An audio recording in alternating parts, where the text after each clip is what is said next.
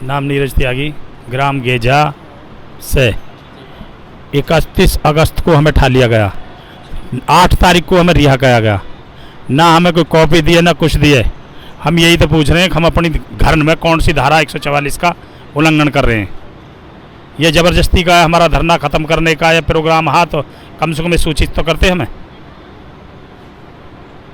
किस में चालान काटा गया था आपको? और हमारा तो चलान का हमें जब पता ही नहीं है, हमें तो घर से उठा लिया, हमें डायरेक्ट जो है ना एकदम जेल भेज दिया गया। डायरेक्ट किसान होने के नाते हमें घर से उठाया के जेल भेज दिया गया।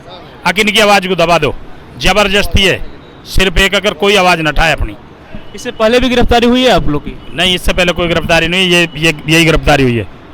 हम करीब 2.5 साल से जो है ना नोएडा अथॉरिटी पे अपना धरना प्रदर्शन चला रहे हैं। कभी तो अयोध्या मंदिर का मैटर आ गया, कभी जो है कोरोना का, तो इसमें बीच में जो है ना हमने अपना धरना जो हटा लिया, स्थगित नहीं करा, हटाया था हमने। हमारा धरना 2.5 साल पहले से कंटिन्यू चल रहा है अथॉरिटी। अच्छा, एक चीज़ कहा जा रहा है यहाँ पे कि नोएडा और ग्रेटर नोएडा के जो किसान हैं आर्थिक तौर पे काफ़ी ज़्यादा समृद्ध हैं, काफ़ी ज़्यादा पैसे उनके पास, अरबपति खरबपति तक हो गए।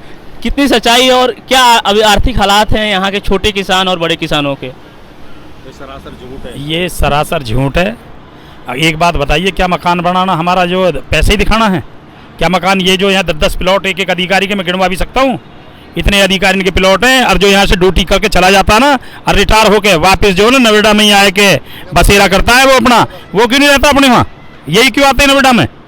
ये भी अपने वहाँ रह के दिखाएं अपने। जब ये हमसे नहीं भी कहते हैं हम भी किसान हैं। अरे किसान है तो एक दिन खेती करके दिखा, हम दिखाएंगे। हमारे एक हाथ है, ये थ्रेसर में गया उड़ हाथ है हमारा।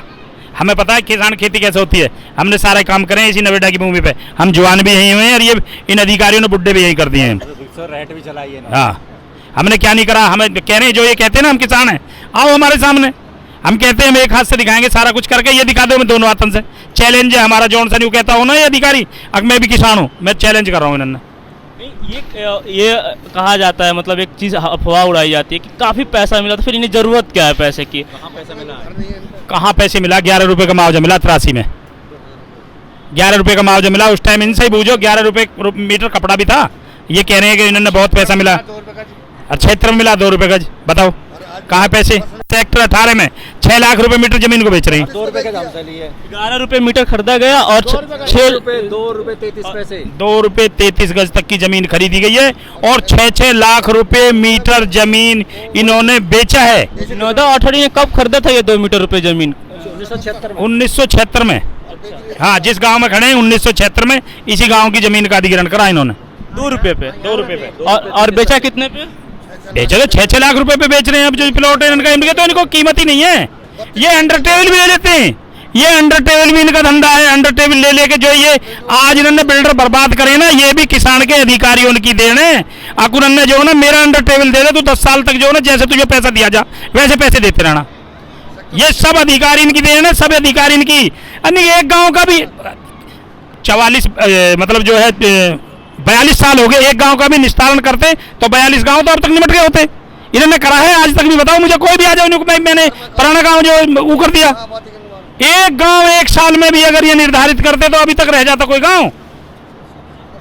किसानों खेतिहर जमीन तो अधिग्रहण हो गई। अच्छा। तो किसानों के पास अब क्या पैसा बचा है यहाँ नोएडा के? घर बचा है जिसमें हमारा रोजमर्रा की ये ने लिख के दे रखा हमें नौकरी, एक परिवार को नौकरी देंगे। एक परिवार को नौकरी दी हो तो बता दो इनसे, एक भी पूछ लो।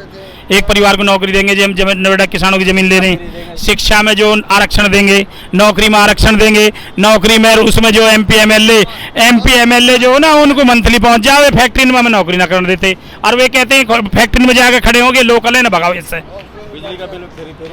बिजली के बिल वगैरह की जो मतलब ये है कि किसान को हद से किसान का कोई अस्तित्व इन्होंने सब कुछ खत्म कर दिया। जो प्रधानी तन मन हमारी कोई सुना ले गया वो भी इन्होंने खत्म कर दिया। बिल्कुल मतलब गांव का अस्तित्व खत्म है।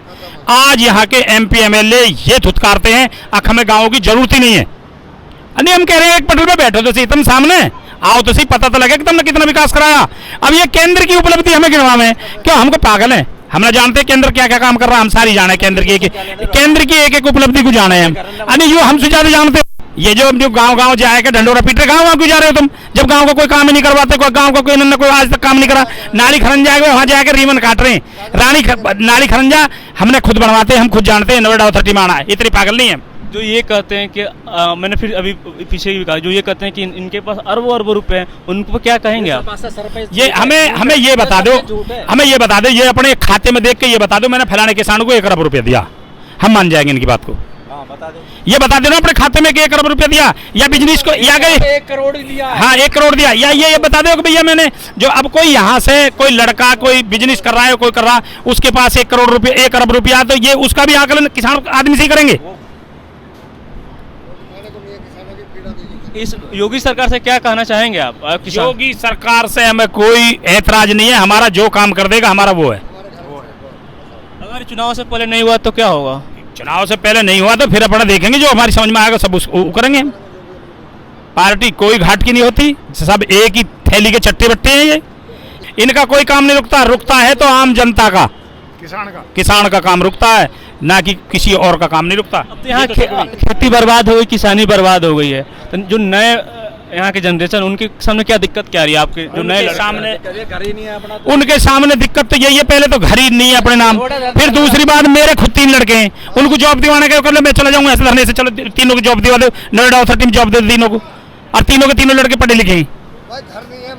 जमीन का जब अधिक आश्वासन भी दिया था कि कोई आश्वासन नहीं है, वही पढ़ी लिखी बात है वर्बली में कहना। कोई आज मानेगा वर्बली को?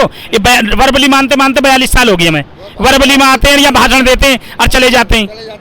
मैं कह रहा हूँ उनकी मेज पे बैठ के कह दूँ, हर अधिकारी का यहाँ छोटे से बड़े तक रुपया कमाना मकसद है और कुछ नहीं है। 20-20 कोठियां, 10 कोठियां, एक स्टेनो, एक बाबू, के बाद लोहिया नगर मकान है उसका, 45,000 की नौकरी करने वाला, 45,000 में 2 बच्चे का भरण पोषण नहीं कर सकता। मैं चैलेंज कर रहा हूं उसे।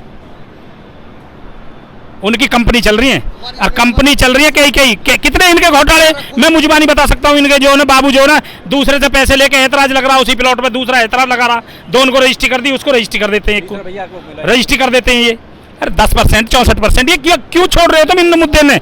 गांव का सारे की जमीन बेच देते हैं, एक गांव को जाके देते हैं वहां सेक्टर 63 में, गेजे की जमीन दे रहेगी 70 में, 70 को 117 में, 117 की 145 में। क्यों? जब तुमने इस गांव का अधिग्रहण कर लिया, इस गांव का पहले सीमांकन करो, सीमांकन करके पहले जिस गांव के वासी है उसी गांव को जमीन दे दो पहले। क्यों करते हो बार बार की तरह तरह की दिक्कत? क्योंकि उन्होंने जो है सिर्फ और सिर्फ पैसा निकालना इन्हें दिख रही है कि इन किसानों के पास ही पैसा, तुम और तो कोई देने नहीं। इन किसानों से जैसे भी इन्हें ये पैसा मिला है, इनकी जेब से ये पैसा भी चूस के तुम इससे निकल लो, धमका के ले लो। न गोदी मीडिया न विरोधी मीडिया, न इसकी मीडिया न उसकी मीडिया,